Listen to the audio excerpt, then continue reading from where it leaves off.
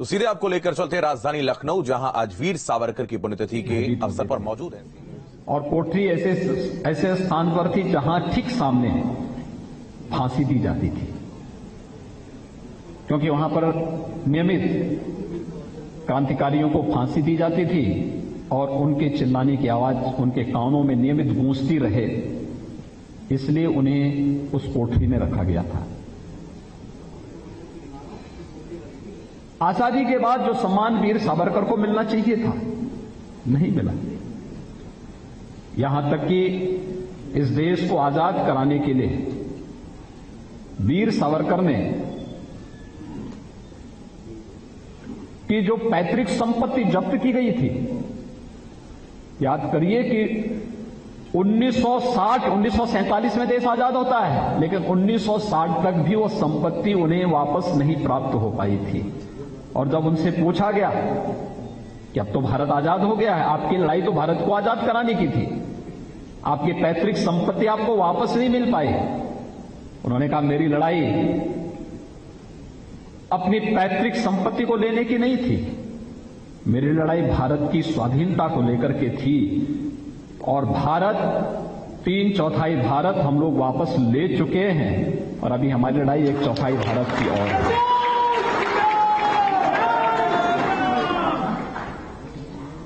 भाइयों बहनों, बहुत सारे ऐसी बातें जो आज हम सामान्य बात व्यवहार में चर्चा करते हैं, ये हिंदुत्व जो शब्द आया है ना, ये भी वीर सावरकर ने दिया है। हिंदी व्याकरण के बहुत सारे ऐसे शब्द हैं जो वीर सावरकर की देन है।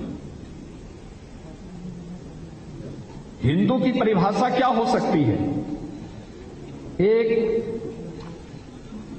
बिना किसी विवाद की एक ऐसी परिभाषा, सिंधु सिंधु पर्यंता यस्य भारत भूमिका पितृभू पुण्य भू सेव सवे हिंदू रीति स्मृति।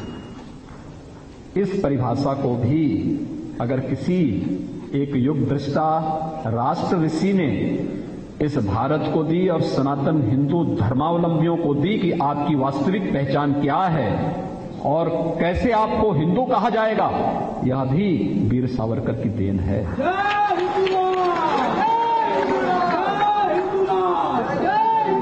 लेकिन दुर्भाग्य से सत्ता लोलुप उस समय की सत्ता के लिए संघर्षरत बहुत सारे ऐसे दलों ने वीर सावरकर की तुलना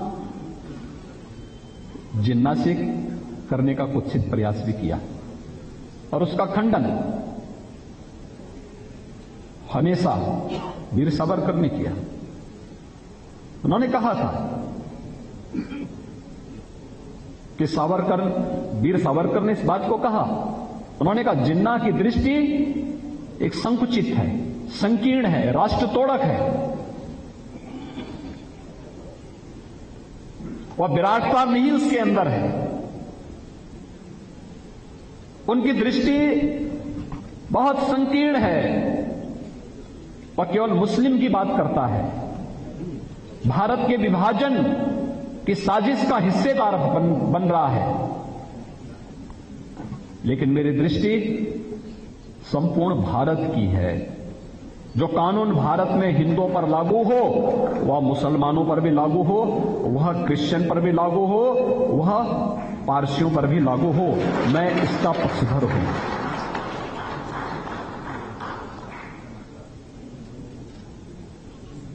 यानी उस कालखंड में भी वह व्यक्तित्व किस रूप में भारत के बारे में चिंता कर रहा है, भारत की, यानी उन्हें जब ब्रिटिशर ने कैद से मुक्त किया, रत्नागिरी में भी काफी दिनों तक उन्हें नजरबंद करके रखा गया, लेकिन उस सब के बावजूद कभी उन्होंने अपने मुद्दों, अपने मूल्यों, अपने आदर्शों से कोई समझौता नहीं किया। अपने विजन के लिए लगातार कार्य करते रहे।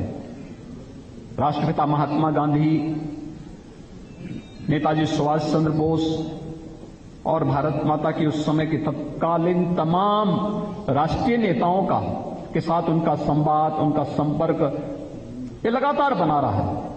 मिशन एक ही था, कैसे भारत स्वतंत्र हो और भारत की स्वाधीनता का स्वरूप क्या होना चाहिए। इस भाव के साथ उन्होंने उस समय जो कार्यक्रम प्रारंभ किए, आज उसका प्रभाव हम सबके सामने देखने को मिल रहा है। विचार कभी मरते नहीं हैं, और विचार इसलिए नहीं मरते क्योंकि हमारे मनीषियों ने ब्रह्म को सत्य माना है। शब्द ब्रह्म का प्रतीक होता है और जो शब्द निकला है वो अपना आकार लेगा, और इसलिए वीर सावरकर की वह शब्द दृष्टि अपना आकार लेती हुई दिखाई दे रही है और शाश्वत है, वह सत्य है, और वो शाश्वत और सत्य दृष्टि ही आज जो कुछ आपके सामने देखने को मिल रहा है उसी के कुछ बृहद रूप हैं, उसके कुछ लघु रूप भी हैं।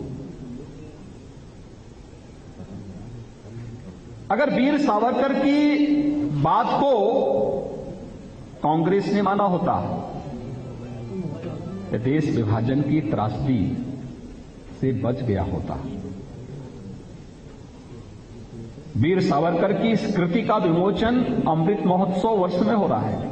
हम 75 वर्ष देश की आजादी का मनाने जा रहे हैं 15 अगस्त 1947 को, 2022 को, 1947 को जो देश आजाद हुआ। लेकिन भाइयों बहनों, जब ये देश अपनी आजादी के अमृत महोत्सव वर्ष में अमृत महोत्सव के आयोजन के साथ जुड़ेगा, हमें देश के दर्दनाक विभाजन की त्रासदी को भी विस्मृत नहीं करना है। एक दिन पहले देश का विभाजन भी हुआ था।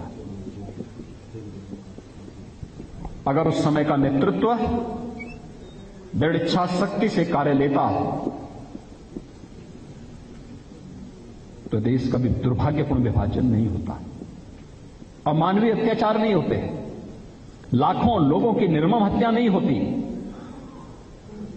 भारत विभाजन की त्रासदी के फलस्वरूप जो बातें सामने आई थी, तब भी वीर सावरकर ने एक बात कही थी, पूरी दृढ़ता के साथ कही थी। उन्होंने कहा पाकिस्तान आएंगे जाएंगे। हर एक युग दृष्टा ऋषियों ने इसी बात को कहा। जब श्री अरविंद से पूछा गया पाकिस्तान के बारे में, उन्होंने कहा पाकिस्तान आध्यात्मिक जगत में कोई शब्द है ही नहीं, ये तो हमेशा नष्ट इसको हो जाना है, ये कभी वास्तविक बन ही नहीं सकता है, पाकिस्तान कोई वास्तविकता नहीं हो सकती है। लेकिन वीर सावरकर ने भी यही बात कही थी, पाकिस्तान आएंगे जाएंगे लेकिन हिंदुस्तान हमेशा रहेगा।